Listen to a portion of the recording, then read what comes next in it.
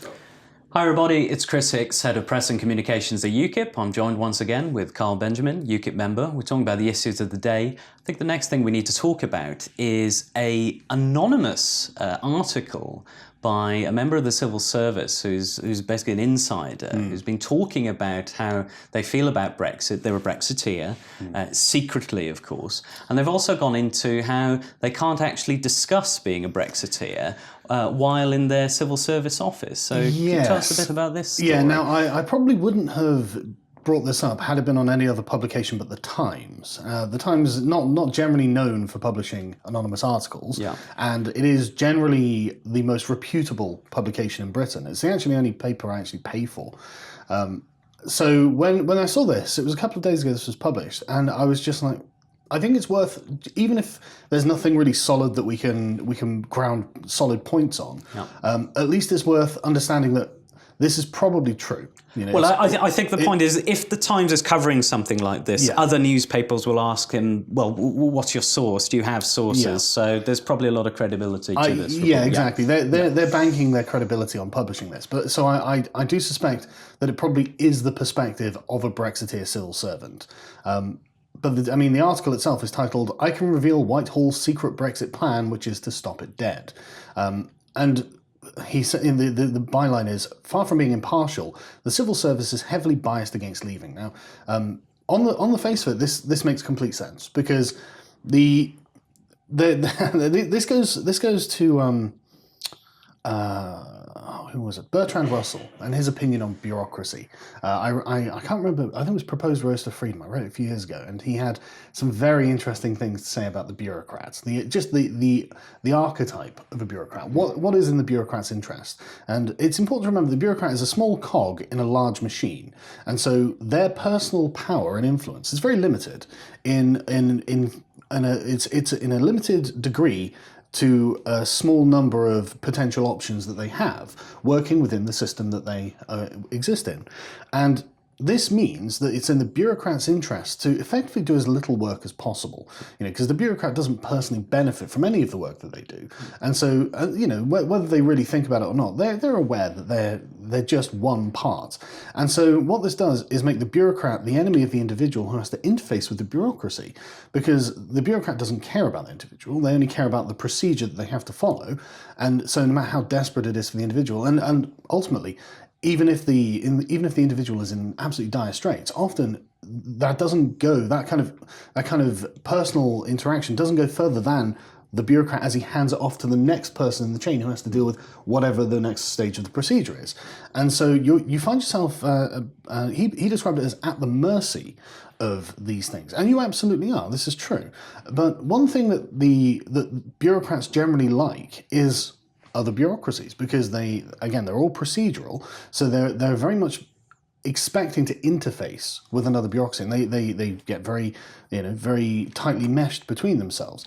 And so I can see why the civil service would not be in favour of the idea of Brexit, because this is a huge disruption to a long existing pattern of behaviour and procedures that they have established over many years, and they're all very comfortable with. They know how they work, they don't have to do anything terribly different from day to day, and so it makes their lives easier.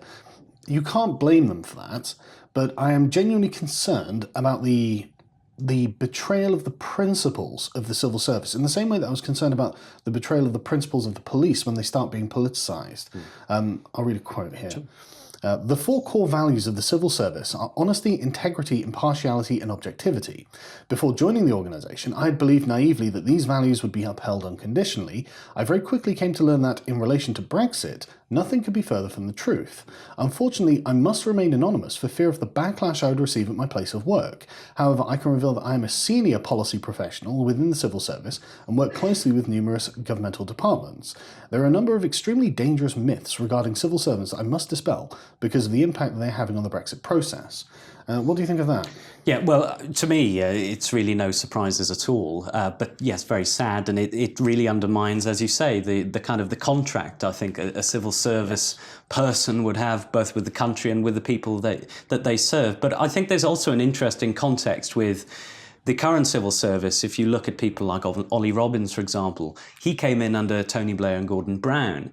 a lot of the heads of departments right now in the civil service really started at the time of Mr. Brown and Mr. Blair. So, we're talking about two governments which were probably the most explicitly pro-EU governments we've had for, well, since almost ever, really. And pro-bureaucracy governments. I mean, they expanded the size of the bureaucracy as well, didn't they? Absolutely. No, they were the bureaucrats' choice. And now that they're facing a policy which is totally at odds with the kind of government in which they started their career within the civil service, then we're seeing total war. But it's very interesting, that article, isn't it, from a psychological perspective as well. I mean, he talks about really how he fears openly discussing Brexit with these people, not even simply uttering a word, lest somebody finds out and he could supposedly lose his job, which is astounding because, the idea of a civil service person being sacked, I mean, normally they are having a political opinion. Yeah, well, not just that, though. I mean, most civil servants, I mean, they'll have a career for almost for life, of course, So, it's probably the last life career in the country. Absolutely. So, for him to have that fear, I mean, it just drums up images of things like 1984, the outer party members, and dare they not utter any word against Big Brother and so forth. I wouldn't go, I don't want to go quite that far because that feels uncharitable, but it does conjure up those images. Yeah. But I think I'm more concerned with the kind of groupthink that has obviously taken hold within the civil service, because it's very easy to claim that the established order is a moral good. It's very easy to do that. And that's what almost all of the anti-Brexit rhetoric has been based on. Because, I mean, they never make the case for why the EU is a good thing or why it's a lasting thing. What, prosperity and freedom it's going to bring to Europe. No one ever says that. They say, oh, it's going to be worse if you leave. Well, I disagree. But it's because it's existential, like it's an established thing. It's around you. You're living within it, and you can say, right, I'm sure that this is okay. This is better than the alternative, because the alternative doesn't exist yet. So it's hard to even disprove this, right? And so you get people who are essentially afraid of change, afraid of messing with the established order, and so it's very easy for them to be vocal, but proponents of the change, it's very difficult for them to say, well, this will actually be better, because they can't actually give you any real evidence. The state to which they want to transfer, it just doesn't exist yet. So, and it is uncertain. That's true. But let me go on to the myths that he or she is propounding. Myth 1, the civil service is independent. The civil service was founded on the pillars of political neutrality. Civil servants are meant to ensure their own political persuasions do not affect their work. Crucially, they should accept those from all political leanings and points of view. It has become clear to me that the vast majority of civil servants support Remain. From my own observations, I would estimate this number to be well over 90%. And this is worrying in itself and far from representative of the 52% of the population who voted for Brexit. Yeah, well, it's 90%. Yeah. I mean that's obviously a from the hip estimation, but what he means really is he doesn't really know anyone else who's a Brexiteer. But then, obviously they don't know that he's a Brexiteer, so could it be an almost like panopticon effect whereby they're all hidden from one another, and actually the civil service is majority Brexit? That's a very good point. In fact, the next thing he says here, most horrifying, however, is the sheer disdain and utter contempt that my colleagues display towards people who voted to leave. I have lost count of the number of insulting and derogatory terms that are used in my own department and elsewhere to refer to the 17.4 million people who voted for Brexit. Racist, stupid, uneducated, anti-Brexit jokes and snide remarks are dropped casually into everyday office conversations. I live in fear that my colleagues will discover through a slip of my tongue that I am a Brexiteer. Were this to happen, I genuinely believe that most would refuse to talk to me again, and that I might even lose my job. Now, this to me, so what I did quite a lot of reading on cults a few years ago, and it was a Dr. Arthur Diekman, a Californian psychologist, and he had personally been in cults, and he'd also encountered other political cults, like the anti-nuclear cult. He called it a cult because they weren't interested in exploring options outside the orthodoxy. And one of the core components of these cults, I'm not saying this is a cult, but like cult-like behaviors that when a certain range of behaviors in different aspects are manifested together, that's what he defined as a cult. And one of the primary ones was denigration of outsiders, and that's what's happening here. I mean, these people obviously don't know any Brexiteers. They obviously live in London. They're obviously very part of the political class, the sort of Westminster bubble, as I describe it, and they don't know any of these Brexiteers, so they can't tell you the names of the people they think are stupid and uneducated. Because if they were, they'd have to say, well, Nigel Farage or Jacob Rees-Mogg, and no one's Gerard Van. or Gerard Van, but no one would call these people stupid or uneducated on this subject because they're obviously not. And so what they're talking about is just the voters themselves, which they assume to be stupid and uneducated, rather than people who are voting on a point of principle. And the fact that anti-Brexit jokes and snide remarks are they're just the norm there. So I mean, and not just that. I mean, it's really clearly a form of virtue signalling within the workplace. This abuse, just join in and show how anti-Brexit. A kind of groupishness. Yeah, this is what I mean. And then you've got the denigration of the outsider, which is the sort of commitment to the group. And this has a compounding effect where, like you say, there might well be a lot more sort of silent Brexiteers in the civil service than he thinks. But we won't ever know because they're probably in the same position where they're afraid of letting any pro-Brexit opinion just slip through their teeth, because otherwise they'll find themselves on the receiving end of just anger from the people who can't stand to have their worldview questioned, because that's another component of cults, is adherence to the orthodoxy, to the dogma. You are not allowed to question these things because these things are the baseline upon which the cult beliefs are built. And so if you start questioning these, then everything else is in doubt, and the emotional security that being within the cult provides you is suddenly it's all up for it's all in doubt, and it's all fragile all of a sudden. And so there are some things you just can't say, and when you end up in that sort of position, that's definitely more sort of cult-like behaviour. So myth number 2, civil servants are experts in their field. One would like to think the individuals making decisions that affect our entire nation would have some level of skill or experience. If only that were true. For example, I know of one standalone expert policy team leading our preparations for Brexit. You can imagine my disbelief when I discovered that none of its members had worked on anything related to the EU before. Yeah. Yeah. Well, this is how the civil service works. I mean, if you hang on long enough, you will be sent to or promoted to a particular level on a subject you may or may not have any interest in, so to speak. There is a kind of a principle where individuals tend to be promoted to their own level of incompetence. And I think we're seeing this by and large in this regard. But you're totally right on this, and it's fascinating that this person has actually come out to openly to clarify this and show that this isn't just some kind of belief from outsiders, from Brexiteers, some kind of conspiracy. This is very clear, and it really is backed up by, and we talked about this before, the commentary of Ollie Robbins.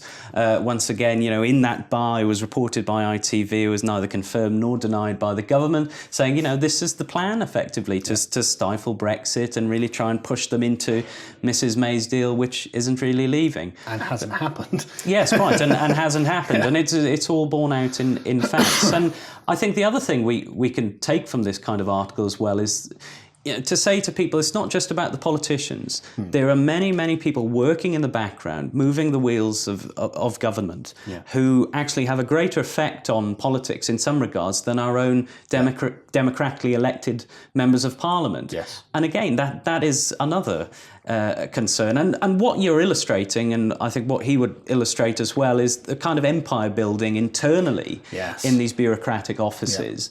You and they can do this. You can do this for 15, 20, 25 years, the period of a career.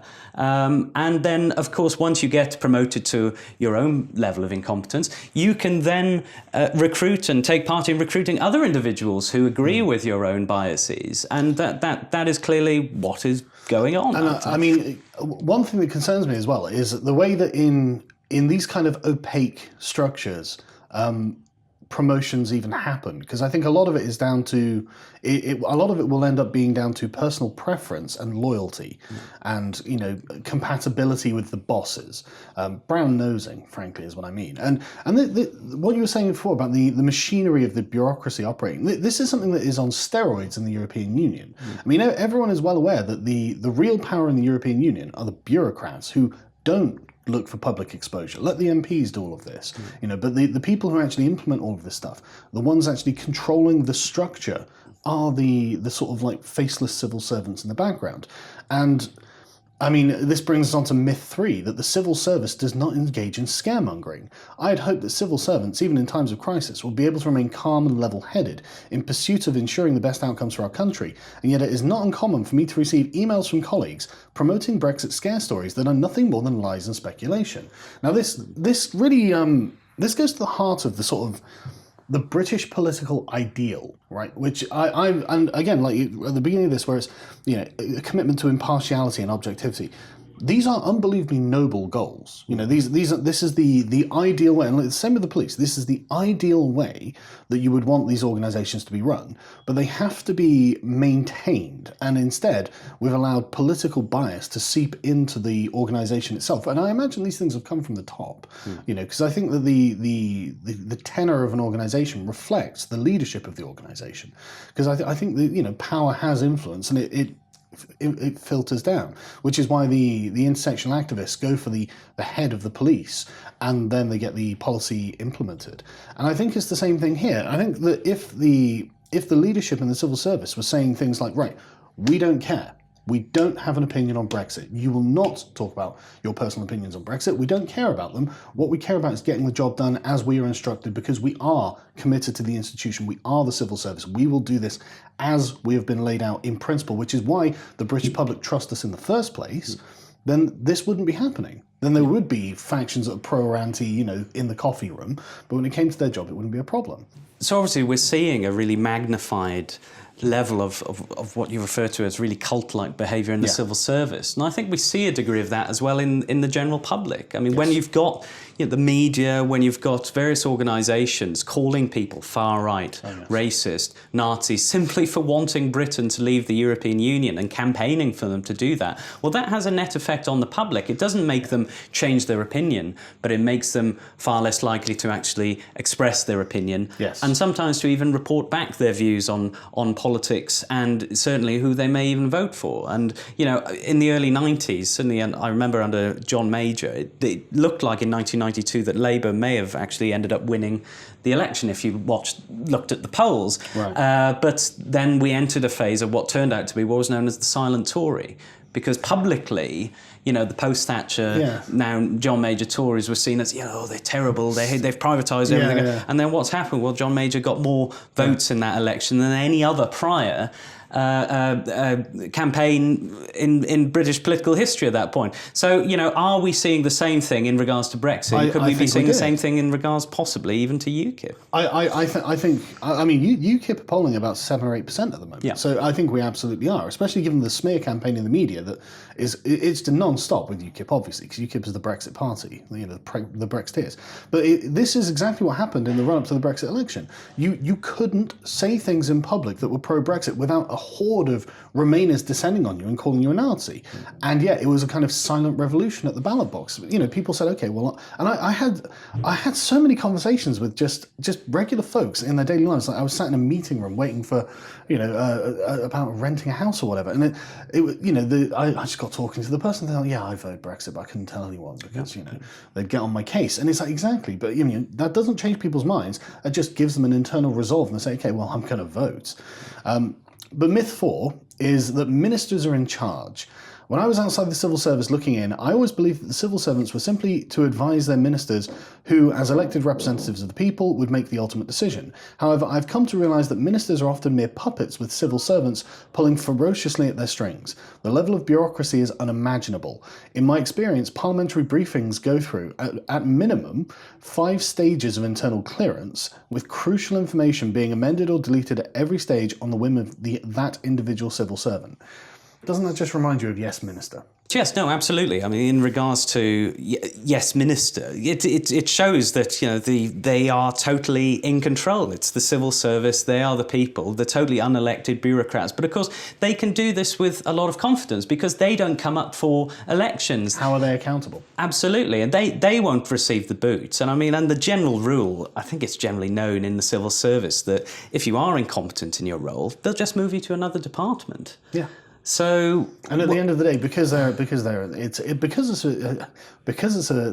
a sort of like a deep bureaucracy, it's very difficult to pin any one thing on one person because, I mean, like I say, it goes through 5 stages of internal clearance. How do you delineate exactly whose fault at what point it is that the catastrophe ends at the other side? Of course. You know, I really do think that Yes Minister was on something here, because like the whole attitude for Sir Humphrey was that the minister themselves, they were an inconvenience. Yeah, and that really comes to, I mean, like, the power and competence of our ministers is, I'm afraid, a facade.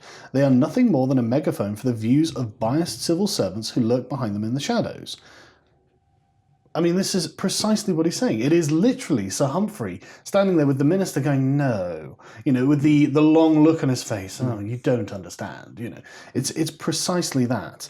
And so it's not even, you know, obviously there is a chasm between our elected representatives and those who elect them. Absolutely. But the reality, perhaps more explicit, is that there's a chasm between this private club of key civil servants and the general public who are out there, who they call racist, thuggish, ignorant scum, effectively. Yes. And one thing as well that I think is important is in these kind of closed environments, and I felt this when I went to the European Parliament, you can feel the sort of institutional pull towards conformity, even if you disagree, because everyone around you is deeply involved with the things that you're doing in direct and connected ways. There is an impetus towards conformity, you know, and so it becomes difficult to speak out. And when you have openly hostile attitudes being presented in the workplace just regularly, denigrating the idea of Brexit, I can see why it becomes very difficult, to the point where you would want to write an anonymous article in the newspaper.